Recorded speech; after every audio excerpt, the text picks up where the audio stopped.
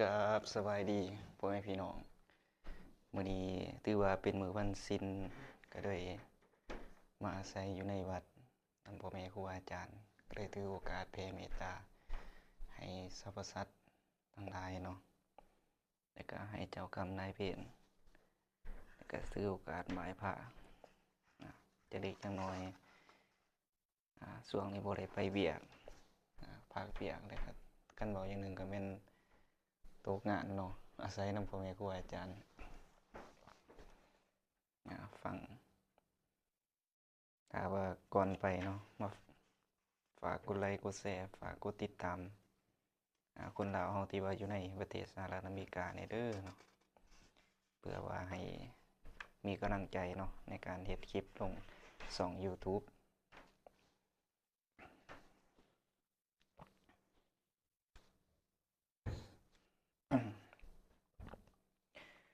อะระหังสัมมาสัมพุทโธภะคะวาพุทธังภะคะวันตังอภิวาเทมิสวากาโตภะคะวตาธัมโมธัมมังนามัสสามิสุปฏิปันโนภะคะวะโตสาวกสังโฆสังฆังนามามินะโมตัสสะภะคะวะโตอะระหะโตสัมมาสัมพุทธัสสะนะโมตัสสะภะคะวะโตอะระหะโตสัมมาสัมพุทธัสสะนะโมตัสสะภะคะวะโตอะระหะโตสัมมาสัมพุทธัสสะพุทธังสรณังคัจฉามิธัมมังสรณังคัจฉามิสังฆังสรณังคัจฉามิตุติยัมปิพุทธังสรณังคัจฉามิตุติยัมปิธัมมังสรณังคัจฉามิตุติยัมปิสังฆังสรณังคัจฉามิตติยัมปิพุทธังสรณังคัจฉามิตติยัมปิธัมมังสรณังคัจฉามิตติยัมปิสังฆังสรณังคัจฉามิ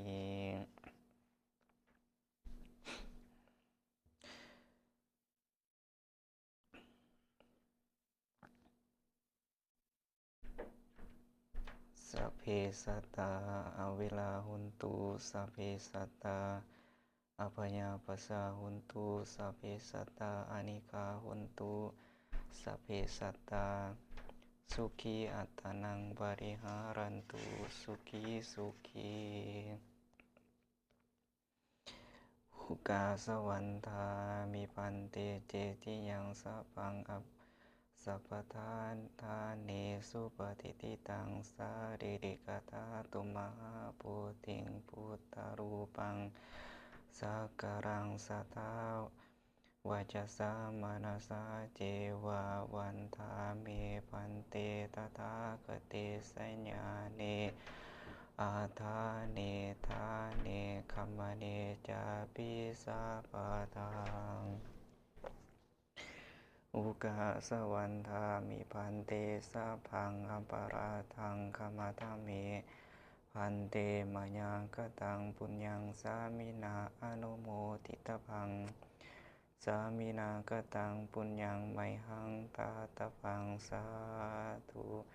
สาธุสาธุอนุโมทามิ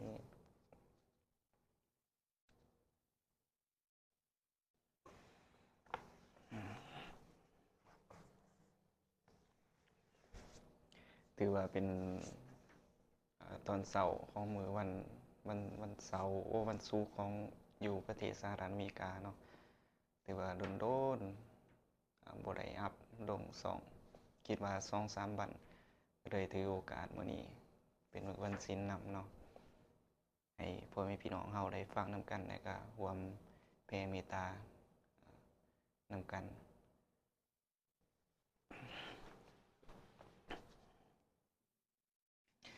เรื่องนี้ก็แม่นผ่านไปเนาะก็คือได้ไหว้พระ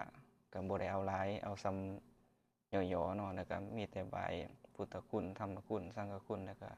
แผ่เมตตาแล้วก็อุกาสวรรถะเนาะเพื่อว่าเป็นไหว้พระย่อพ่อแม่พี่น้องเฮาก็สามารถไหว้ได้ที่ว่าเฮาอาศัยอยู่ในเรือนคือว่าเป็นเฮ็ด เป็นกิจกรรมเสาร์แรงก็ได้ถ้าว่าเฮามีเวลาถ้าว่าเฮาบ่มีเวลาเฮาไปนำเบียกนำงาน อันนี้คือข้อยมาได้อยู่ในวัดก็มีเวลาหลายขึ้นกว่าเก่าเนาะบ่คือแต่ก่อนไปเวียกไปงานก็ขอขอบมุกขอบใจเนาะพ่อแม่พี่น้องเฮาเข้ามาทักทายสบายดีเข้ามากดไลค์กดแชร์เข้ามากดติดตามในช่องคนลาวที่ว่าอยู่ในประเทศสหรัฐอเมริกาที่ว่า ใช้วิถีชีวิตอยู่ในนี้เนาะก็มื้อนี้ถือว่าเป็นมื้อวันศีล8ค่ำเดือน1เนาะกงกับวันที่28เดือน11 2025ถือว่าเป็นมื้อวันศีลตามความเชื่อถือของคนลาวชาวพุทธหรือว่าคนไทยบ่ว่าคนชาติใดเนาะที่ว่านับถือพระพุทธศาสนาพุทธของเฮาก็ต้องได้มีสักการะบูชาผู้ใดมีพ่อมีแม่ก็สามารถเฮ็ดความดีถวายเคารพบูชายามเก่งเพื่อบุญกุศลนั้นจะมาตอบสนองให้กับเฮาเองเพราะฉะนั้นแล้วพ่อแม่พี่น้องเฮาก็ให้รักษาเนาะมันรักษาฮีตของประเพณีเฮาคนลาวชาวพุทธนับถือพระพุทธศาสนาเพราะฉะนั้นแล้วคลิปนี้วิดีโอนี้ฝากไว้ส่ำนี้เด้อเนาะถ้าว่ามันคิดว่ามันมีเนื้อหาสาระหรือว่ามัน